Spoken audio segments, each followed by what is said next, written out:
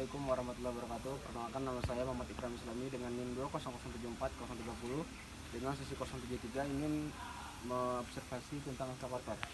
Di belakangnya ada ekskavator. Ekskavator adalah suatu alat serbaguna yang dapat digunakan untuk menggali tanah, bisa juga membuat material ke dump truck, dan juga bisa untuk mengikis tebing serta juga meratakan memecah batuan.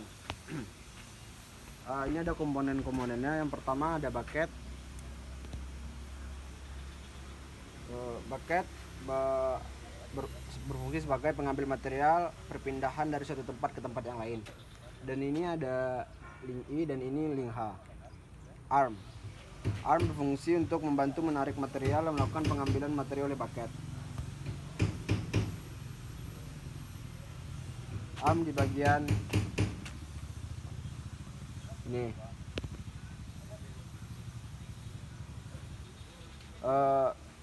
Arm silinder berfungsi untuk menggerakkan arm di bagian sini. Bom berfungsi untuk menghubungkan arm dan bucket pada ekskavator. Bom biasanya difungsikan pada saat pengambilan beban yang di atas. Bom silinder berfungsi untuk menggerakkan bom naik turun yang di atas juga. Dan ini adalah kabin, berfungsi untuk operator menjalankan ekskavator. Nomor 9 ada motor travel. Motor travel itu di bagian ini berfungsi untuk memindahkan ekskavator dari tempat satu ke tempat yang lain. Motor swing berfungsi sebagai perubah aliran menjadi putaran yang akan transfer menuju travel gearbox. Ada di bagian belakang. Ada control valve, berfungsi untuk meningkatkan penekanan aliran hidrolik dan mengatur jumlah minyak fluida yang disedot oleh pompa hidrolik. Ada di bagian belakang juga. Center joint berfungsi untuk menghubungkan aliran hidrolik ke travel motor supaya ekskavator berputar 360 derajat selang-selang pada ekskavator tidak terlilit. Di bagian bawah. Undercarret ini berfungsi untuk perpindahan. Ada counterweight, berfungsi sebagai pemberat untuk penyeimbang saat buket menggali. Ada di bagian belakang untuk penyeimbang ekskavator. Yang ke-17 ada hydraulic pump, berfungsi untuk mengalirkan oli hidrolik dari tangki menuju semua sistem yang akan bekerja. Di bagian dalam sini.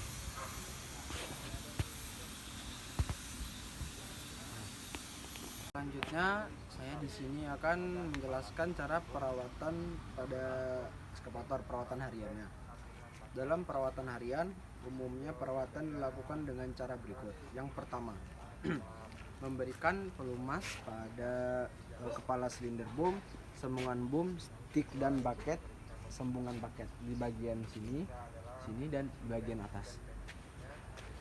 Yang kedua, langkahnya yaitu memeriksa komponen ketinggian sistem pendingin, ketinggian oli engine, ketinggian oli hidrolik, sabuk pengaman, penyetelan trek, dan serta undercarriage di bagian sini dan undercarriage di bagian bawah.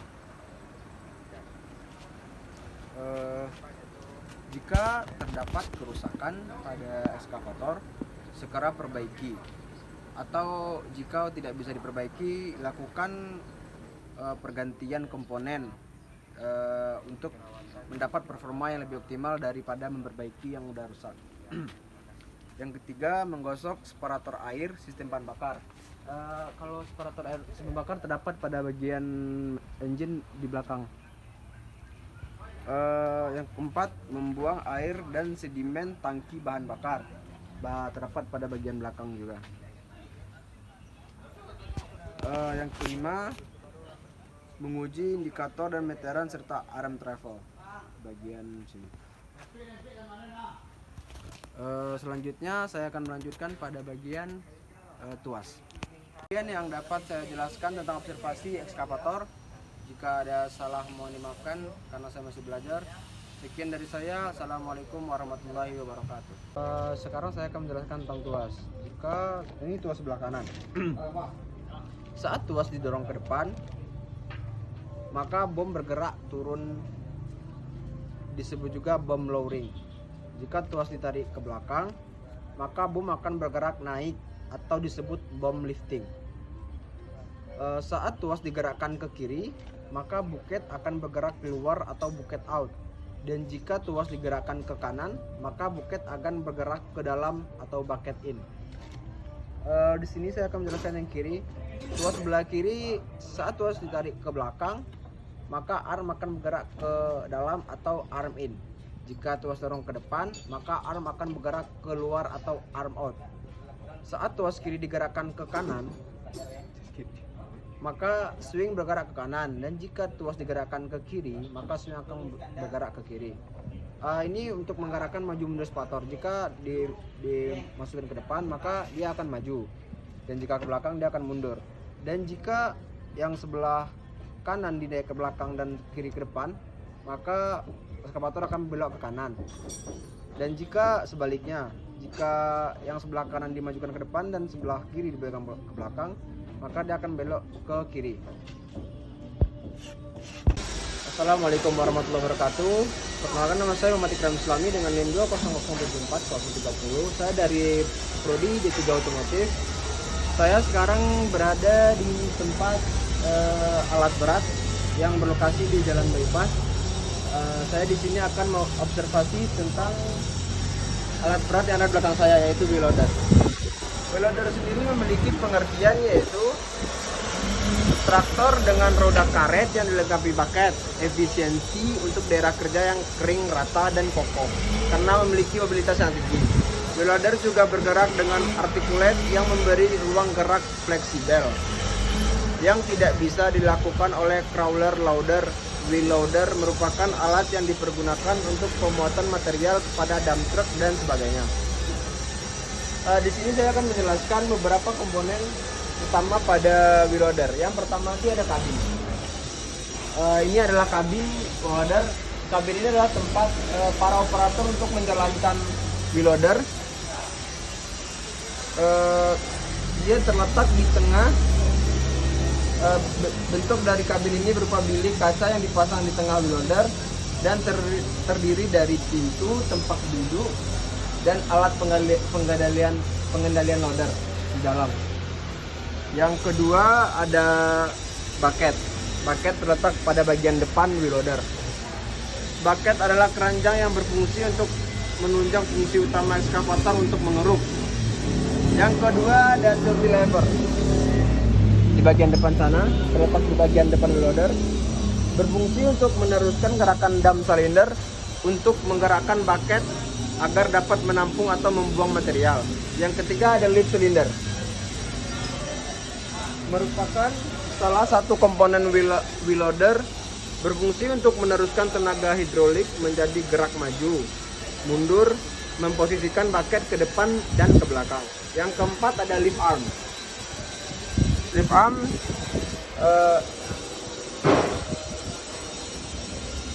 arm terletak pada bagian depan wheel loader untuk berfungsi menyangga dan menggerakkan bucket dengan sistem hidrolik.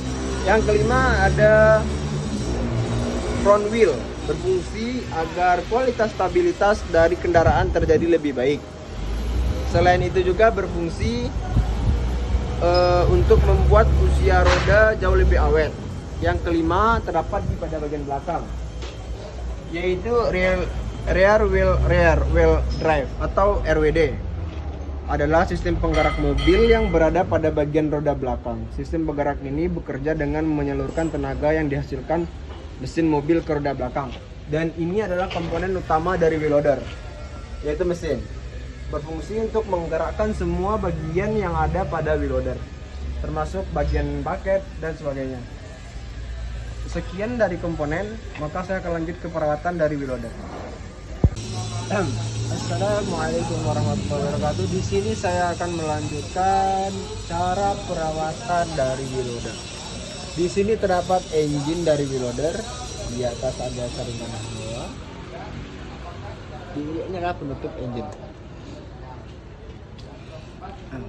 Perawatan wheel loader yang pertama, periksa volume air tangki, jumlah bahan bakar, minyak, dan volume minyak tangki operasi. Harus diperiksa supaya dapat menggunakan lebih aman. Yang kedua, periksa tekanan dan bentuk ban. Periksa tekanan angin, bentuk ban. Kalau udah botak, harap jangan nggak usah dipergunakan lagi.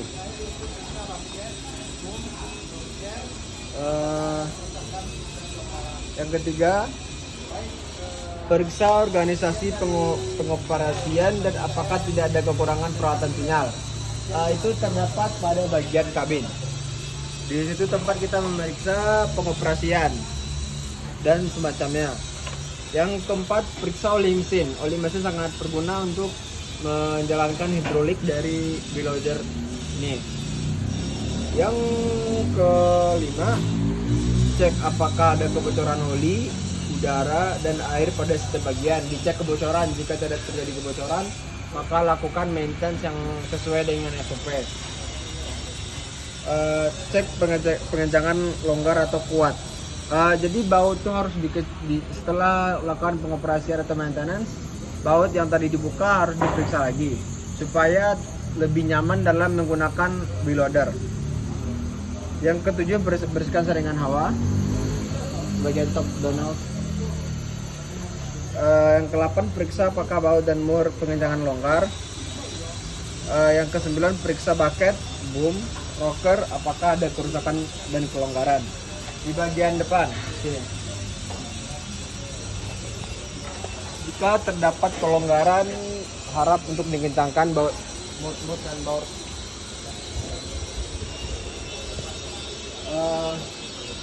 Jadi sekian dari observasi tentang wheel loader yang di belakang. Jika banyak kesalahan, saya mohon maaf karena di sini saya masih belajar teknologi alat berat. Mohon maaf banyak kesalahan. Assalamualaikum warahmatullahi wabarakatuh.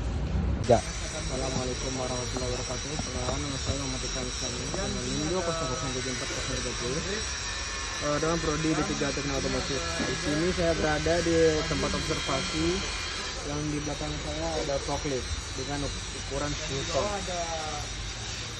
Forklift memiliki pengertian adalah peralatan angkat atau lifting yang menggunakan garpu fork dengan menggunakan sistem hidrolik sebagai tenaga pengangkat.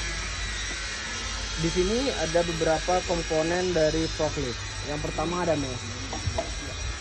Mesh berfungsi sebagai tumpuan utama sistem lifting. Yang kedua ada backstrap, berfungsi penyangga atau sandaran material yang diangkut. Ini bagian sini. Yang ketiga ada rantai. Ini rantai berfungsi untuk menaik dan menurunkan bagian dari garpu ya. Yang ketiga ada fork yang berfungsi sebagai penyangga utama pada saat mengangkat beban. Bagian bawah. Ada juga rear wheel berfungsi sebagai tumpuan dari kendaraan. Nih di bagian sini. Rear wheel berfungsi sebagai tumpuan dari kendaraan. Rear wheel juga sebagai pengarah arah gerakan dari kendaraan. Dan ada juga wheel berfungsi sebagai pembeban. Ini belakang ini sebagai penyeimbang antara bagian depan dan bagian belakang. Berfungsi sebagai untuk menyeimbangi kendaraan saat menerima beban supaya tidak oleng. Yang keenam ada overhead board, berfungsi sebagai pelindung untuk operator. Ini yang di bagian untuk tempat operator mengendalikan forklift.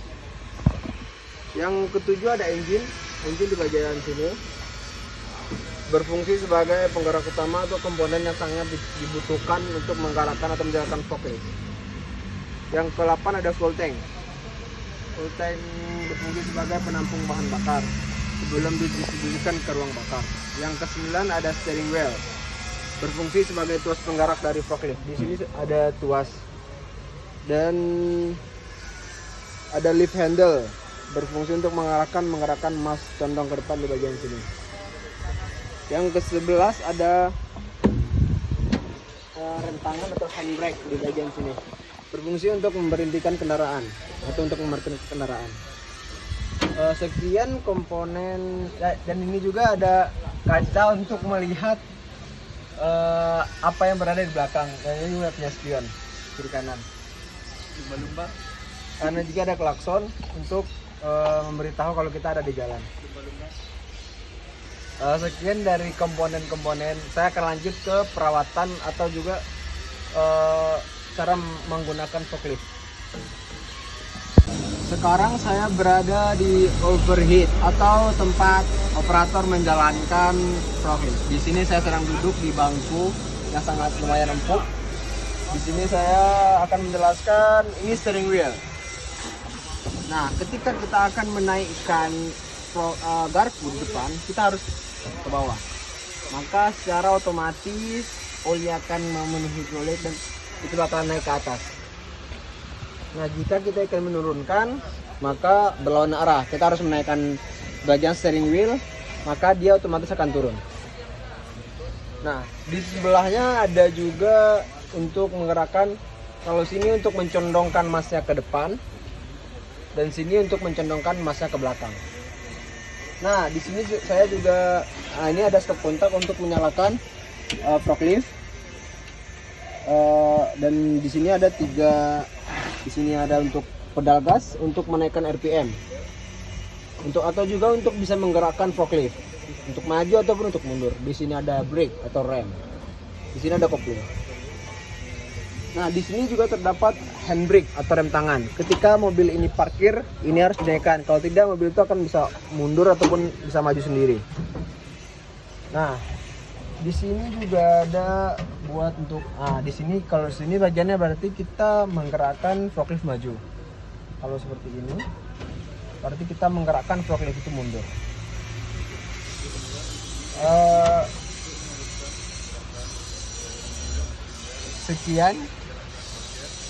Sekian dari bagian dalam kabin yang dapat saya sampaikan. Jika banyak ada salah, saya mohon maaf karena saya di sini masih belajar, masih banyak kekurangan, belum banyak ilmu untuk melengkapi semua yang ada, memahami semua yang ada di forklift. Sekian saya ucapkan. Ini juga video observasi untuk memenuhi tugas dari Pak Odino. Sekian dari yang dapat saya sampaikan. Kalau ada salah, mohon maaf. Saya akhiri dengan Assalamualaikum warahmatullahi wabarakatuh. Saya di sini akan melanjutkan yaitu tentang cara perawatan dari forklift. Yang pertama yaitu kita ganti oli mesin. Yang kedua, periksa dan ganti seringan bahan bakar yang terdapat pada bahan bakar. Yang ketiga, ganti seringan oli mesin terdapat pada bagian engine. Yang keempat, ada greasing untuk semua nipple pada bagian yang penggerak. Seperti ini. Periksa dan bersihkan seringan bahan bakar terdapat pada pompa bahan bakar.